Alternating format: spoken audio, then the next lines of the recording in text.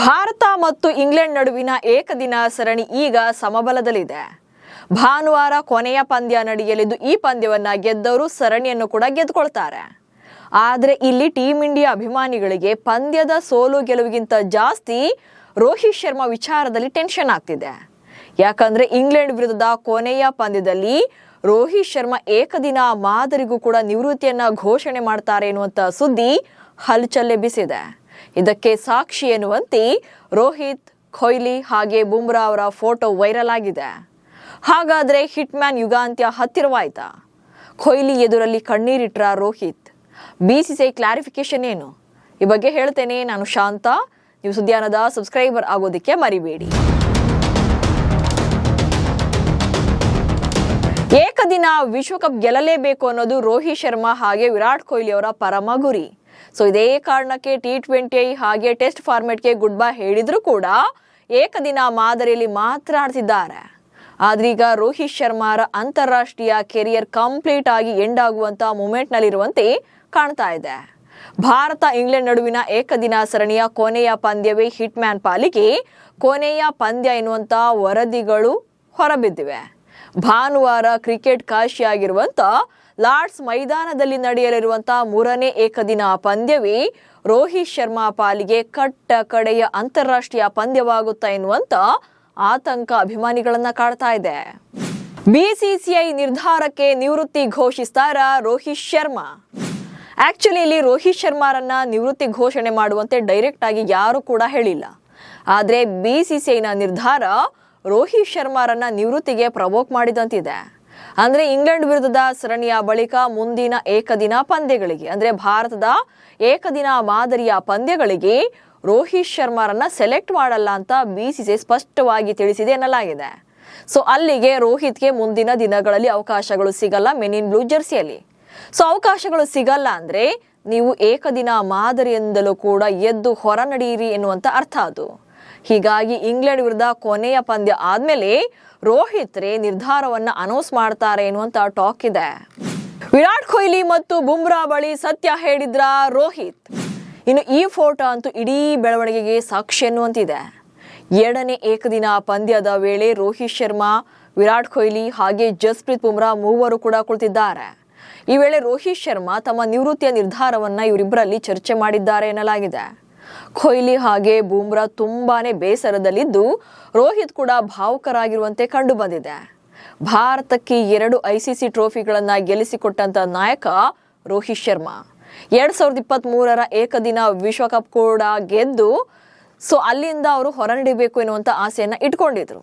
ಆದ್ರೆ 2023ರ ಏಕದಿನ ವಿಶ್ವಕಪ್ನಲ್ಲಿ ಕೈಗೆ ಬಂದ ತುತ್ತು ಬಾಯಿಗೆ ಬರಲಿಲ್ಲ ಅನ್ನೋ ಹಾಗೆ ಫೈನಲ್ ನಲ್ಲಿ ಭಾರತ ಸೋಲನ್ನ ಕಂಡಿತ್ತು. ಬಹುಶಃ ಆವತ್ತು ಭಾರತ ಫೈನಲ್ ನಲ್ಲಿ ಗೆದ್ದಿದ್ರೆ ಇವತ್ತಿನ ದಿನ ರೋಹಿತ್ ಶರ್ಮಾ ಹಾಗೆ ವಿರಾಟ್ ಕೊಹ್ಲಿ ಅವರ ಅಂತಾರಾಷ್ಟ್ರೀಯ ಪಂದ್ಯಗಳಲ್ಲಿ ಆಡ್ತಾನೆ ಇರ್ಲಿಲ್ವೋ ಏನೋ. ಆದ್ರೆ ಏಕದಿನ ವಿಶ್ವಕಪ್ ಗೆದ್ದು ಕ್ರಿಕೆಟ್ಗೆ ಗುಡ್ ಬೈ ಹೇಳಬೇಕು, ಸಂತೃಪ್ತಿಯೊಂದಿಗೆ ಹೊರ ನಡೆಯಬೇಕು ಎನ್ನುವಂತ ಅವರ ಪರಮ ಗುರಿಯೊಂದಿಗೆ ಆಡ್ತಾನೆ ಇದ್ದಾರೆ. 2011ರಲ್ಲಿ ವಿಶ್ವಕಪ್ ಗೆದ್ದ ಭಾರತ ತಂಡದಲ್ಲಿ ರೋಹಿತ್ ಶರ್ಮಾ ಇರಲಿಲ್ಲ. ಈಗ 2027ರ ವಿಶ್ವಕಪ್ ಕನಸು ಕೂಡ ಭಗ್ನವಾಗುತ್ತಾ ಎನ್ನುವಂತ ಚರ್ಚೆ ಇದೆ. ಅಷ್ಟಕ್ಕೂ ಇಲ್ಲಿ ರೋಹಿತ್ ಶರ್ಮಾ ಮುಂದಿನ ವಿಶ್ವಕಪ್ ವರೆಗೆ ಯಾಕೆ ಆಡಬೇಕು ಅನ್ನೋದಕ್ಕೆ ಒಂದಷ್ಟು ಕಾರಣಗಳಿವೆ. ಸೊ ಏನದು ಅನ್ನೋದನ್ನು ಕೂಡ ನೋಡ್ತಾ ಹೋಗೋಣ. 2027ರ ಏಕದಿನ ವಿಶ್ವಕಪ್ಗಾಗಿ 10 kg ತೂಕ ಇಳಿಸಿಕೊಂಡಿದ್ದಂತ ರೋಹಿತ್ ಶರ್ಮಾ. ಸೊ ರೋಹಿತ್ರ ನೆಕ್ಸ್ಟ್ ಟಾರ್ಗೆಟ್ ಇರುವಂತದ್ದೇ 2027ರ ಏಕದಿನ ವಿಶ್ವಕಪ್ ಅನ್ನ ಗೆದ್ದು ಅನಂತರದಲ್ಲಿ ತಮ್ಮ ಅಂತಾರಾಷ್ಟ್ರೀಯ ಕ್ರಿಕೆಟ್ ಕರಿಯರ್ಗೆ ಪೂರ್ಣ ವಿರಾಮವನ್ನ ಇಡಬೇಕು ಅನ್ನುವಂತ ಗುರಿಯನ್ನ ರೋಹಿತ್ ಶರ್ಮಾ ಹೊಂದಿದ್ದಾರೆ. ಯಾಕಂದ್ರೆ ಅವರ ಕನಸು ಕೂಡ ಅದೇ ಆಗಿತ್ತು, ಬಾಲ್ಯದ ಟಾರ್ಗೆಟ್ ಕೂಡ ಅದೇ ಆಗಿತ್ತು. ಅವರು ಕ್ರಿಕೆಟ್ ಲೋಕಕ್ಕೆ ಪದಾರ್ಪಣೆ ಮಾಡಿದಿರ್ಬೋದು ಅಥವಾ ಕ್ರಿಕೆಟ್ ಲೋಕದಲ್ಲಿ ಮಿಂಚಿದ್ದು ಕೂಡ ಎಲ್ಲವೂ ಕೂಡ ಏಕದಿನ ವಿಶ್ವಕಪ್ಗಾಗಿ. ಯಾಕಂತಂದ್ರೆ ರೋಹಿತ್ ಶರ್ಮಾ ಆಗ ಟೀಮ್ ಇಂಡಿಯಾಗೆ ಜಾಯ್ನ್ ಆದಂತ ಟೈಮಲ್ಲಿ ಏಕದಿನ ವಿಶ್ವಕಪ್ಗೆ ಇದ್ದಂತ ಬೆಲೆ ಅಥವಾ ಅಲ್ಲಿದ್ದಂತ ಪ್ರಾಮುಖ್ಯತೆ T20ಗೂ ಇರಲಿಲ್ಲ ಅಥವಾ ಟೆಸ್ಟ್ ಚಾಂಪಿಯನ್ಶಿಪ್ ಕೂಡ ಆಗ ಇರಲಿಲ್ಲ. ಸೊ ಅವರ ಪರಮ ಗುರಿಯೇ ವಿಶ್ವಕಪ್ ಅನ್ನ ಏಕದಿನ ವಿಶ್ವಕಪ್ ಅನ್ನ ಗೆಲ್ಲಬೇಕು ಅನ್ನೋದು. ಬಟ್ ಲಾಸ್ಟ್ ಸೀಸನ್ ನಲ್ಲಿ ಅಥವಾ ಲಾಸ್ಟ್ ಆವೃತ್ತಿಯಲ್ಲಿ ಕೈಗೆ ಬಂದದ್ದು ಬಾಯಿಗೆ ಬರಲಿಲ್ಲ. ಅಟ್ಲೀಸ್ಟ್ 2027ಕ್ಕಾದ್ರೂ ಕೂಡ ಗೆದ್ದು ಸೊ ಅಂತಾರಾಷ್ಟ್ರೀಯ ಕರಿಯರ್ನೇ ಮುಗಿಸೋಣ ಅನ್ಕೊಂಡ್ರೆ ಅದು ಕೂಡ ಸಾಧ್ಯವಾದಂತೆ ಕಾಣ್ತಾ ಇಲ್ಲ. ಸೊ ಇದಕ್ಕಾಗಿ Rohit Sharma full fit and fine ಆಗಿರಬೇಕು, ಜೊತೆಗೆ ಅವರ ಏನು ವೆಯ್ಟ್ ಲಾಸ್ ಮಾಡ್ಕೊಳ್ಬೇಕು ಅಂತೇಳಿ ಇದಕ್ಕಾಗಿ 10 kg ತೂಕ ಕೂಡ ಇಳಿಸ್ಕೊಂಡು ಫಿಟ್ ಅಂಡ್ ಫೈನ್ ಆಗಿ ಕಮ್ ಬ್ಯಾಕ್ ಮಾಡಿದ್ರು. ಇನ್ನು ರೋಹಿತ್ ಶರ್ಮಾ ನಾಯಕನಾಗಿ ಕೂಡ ಸಾಕಷ್ಟು ಅನುಭವವನ್ನು ಹೊಂದಿರುವಂತ ಆಟಗಾರ. ರೋಹಿತ್ ಶರ್ಮಾ ನಾಯಕನಾಗಿ ಸಾಕಷ್ಟು ಅನುಭವ ಅವರಿಗಿದೆ. ತಂಡವನ್ನ ಚೆನ್ನಾಗಿ ಲೀಡ್ ಮಾಡಿದ್ದಾರೆ. ಜೊತೆಗೆ ಏಕದಿನ ಸರಣಿ ಅಥವಾ ಏಕದಿನ ಮಾದರಿಯಲ್ಲೂ ಕೂಡ ಅವರ ರೆಕಾರ್ಡ್ಸ್ ಚೆನ್ನಾಗಿದೆ. ಹೀಗಾಗಿ 2027 ವಿಶ್ವಕಪ್ನಲ್ಲಿ ಆಡೋಕೆ ಎಲ್ಲ ಅರ್ಹತೆ ಕೂಡ ಅವರಿಗೆ ಇದೆ. ಹಾಗೆ ಟೀಮ್ ಇಂಡಿಯಾಗಾಗಿ ಏಕದಿನ ವಿಶ್ವಕಪ್ ಗೆಲ್ಲಲೇಬೇಕು ಎನ್ನುವಂತ ಶಪಥ. ಭಾರತ ತಂಡಕ್ಕಾಗಿ ರೋಹಿತ್ ಶರ್ಮಾ ನೀಡಿರುವಂತಹ ಕೊಡುಗೆಗಳನ್ನು ನೆನಪು ಮಾಡಿಕೊಂಡಾಗ ಅವರನ್ನು ಅಟ್ಲೀಸ್ಟ್ ಮುಂದಿನ ವಿಶ್ವಕಪ್ವರೆಗೂ ಕೂಡ ಆಡಿಸಲೇಬೇಕಾದಂತ ನಿರ್ಧಾರವನ್ನ BCCI ತೆಗೆದುಕೊಳ್ಬೇಕಾದಂತ ಅನಿವಾರ್ಯತೆ ಕೂಡ ಇದೆ. ಬಟ್ ಅವರು ಏನ್ ನಿರ್ಧಾರವನ್ನು ತೆಗೆದುಕೊಳ್ತಾರೆ ಅನ್ನೋದು ಕೂಡ ಮುಖ್ಯವಾಗುತ್ತೆ. ಇನ್ನು ಭಾರತ ತಂಡಕ್ಕಾಗಿ ಸಾಕಷ್ಟು ಕೊಡುಗೆ ನೀಡಿರುವಂತಹ ಹಿಟ್ ಮ್ಯಾನ್. ಭಾರತ ತಂಡದಲ್ಲಿ ಹಿಟ್ ಮ್ಯಾನ್ ಅಂತಾನೆ ತಮ್ಮ ಬ್ರ್ಯಾಂಡ್ ಅನ್ನ ಕಟ್ಟಿರುವಂತಹ ರೋಹಿತ್ ಶರ್ಮಾ ಸಾಕಷ್ಟು ಯಂಗ್ ಕ್ರಿಕೆಟರ್ಗಳಿಗೂ ಕೂಡ ಸ್ಫೂರ್ತಿಯಾಗಿದ್ದಾರೆ.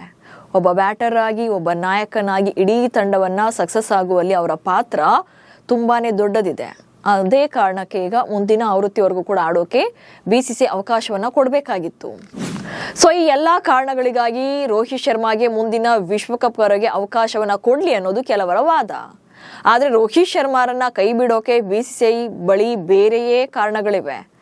BCCI ಕೊಡ್ತಾ ಇರುವಂತ ಕಾರಣಗಳು ಏನು ಅನ್ನೋದನ್ನ ನೋಡ್ತಾ ಹೋಗೋಣ. ವಿಶ್ವಕಪ್ ವೇಳೆಗೆ 40 ವರ್ಷ ವಯಸ್ಸು ಇದೇ BCCIಗೆ ದೊಡ್ಡ ನೆಪ. ರೋಹಿತ್ ಶರ್ಮಾ ಹಾಗೆ ವಿರಾಟ್ ಕೊಹ್ಲಿ ಅವರ ವಿಚಾರದಲ್ಲಿ BCCI ಹೇಳ್ತಾ ಇರುವಂತ ಅತಿ ದೊಡ್ಡ ಕಾರಣವೇ ಅವರ ವಯಸ್ಸು. ಅದರಲ್ಲೂ ಕೂಡ ರೋಹಿತ್ ಶರ್ಮಾಗೆ ಈಗ 39 ವರ್ಷ.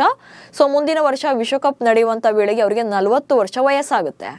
40 ವರ್ಷದ ಆಟಗಾರನಾಗಿರುವಂತ ರೋಹಿತ್ ಶರ್ಮಾ ಏಕದಿನ ಮಾದರಿಯಲ್ಲಿ ಆಡೋದು ಬೇಡ, ಅವ್ರಿಗೆ ಸ್ವಲ್ಪ ಏಜ್ ಆಗಿದೆ ಎನ್ನುವಂತ ಸಬೂಬನ್ನ BCCI ನೀಡ್ತಾ ಇದೆ. BCCIನ ಅಧಿಕಾರಿಗಳು ಅಥವಾ ಸ್ಟಾಫ್ಸ್ ಹೇಳುವಂತ ಅತಿ ದೊಡ್ಡ ಕಾರಣನೇ ಈ ಒಂದು ವಯಸ್ಸು.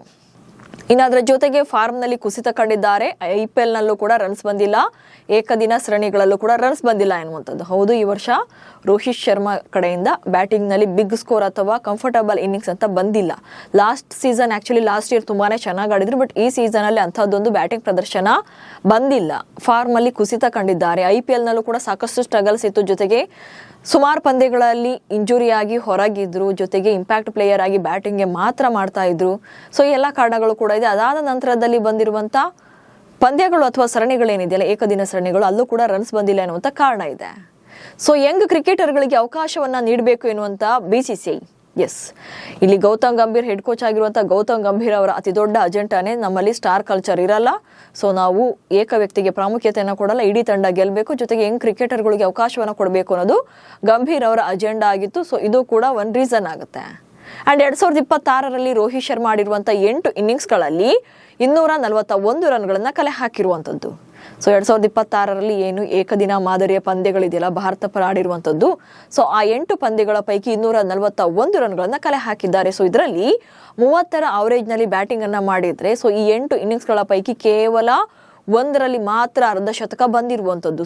ಇದೇ ಪ್ರದರ್ಶನ ಈಗ ಅವರ ಕರಿಯರ್ ಬಗ್ಗೆ ದೊಡ್ಡ ಪ್ರಶ್ನೆಯನ್ನ ಉಂಟು ಮಾಡುವಂತೆ ಮಾಡಿದೆ.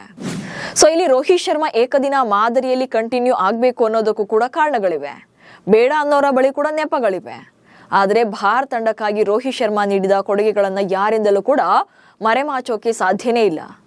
ಅಂತಿಮವಾಗಿ ನಿಮ್ಮ ಪ್ರಕಾರ ರೋಹಿತ್ ಶರ್ಮಾ 2027ರ ಏಕದಿನ ವಿಶ್ವಕಪ್ ವರೆಗೂ ಕೂಡ ಭಾರತ ಪರ ಆಡ್ಬೇಕಾ ಅಥವಾ ಬೇರೆಯವರಿಗೆ ಅವಕಾಶ ನೀಡಬೇಕಾ ಅನ್ನೋದ್ರ ಬಗ್ಗೆ ಕಮೆಂಟ್ಸ್ ಮೂಲಕ ತಿಳಿಸಿ. ಹಾಗೆ ಸುದ್ದಿಯನ್ನ ಫಾಲೋ ಮಾಡಿ. ನಮಸ್ಕಾರ.